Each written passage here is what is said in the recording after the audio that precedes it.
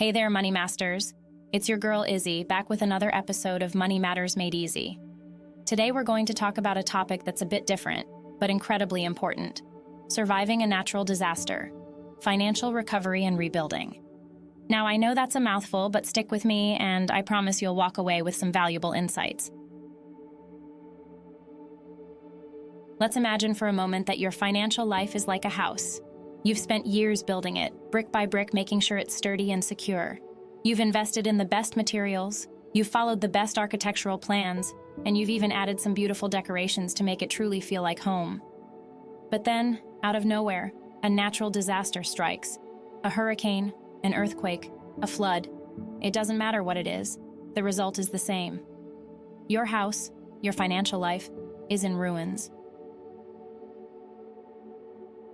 The first step in recovering from a natural disaster, just like in rebuilding your house, is to assess the damage.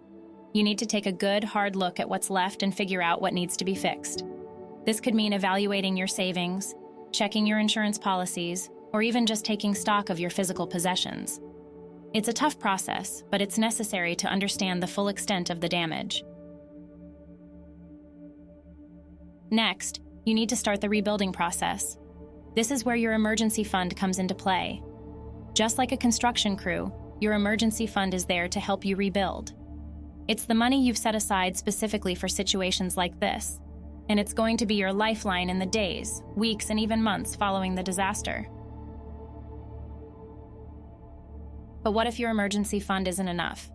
Well, that's where insurance comes in. Insurance is like a safety net, catching you when you fall.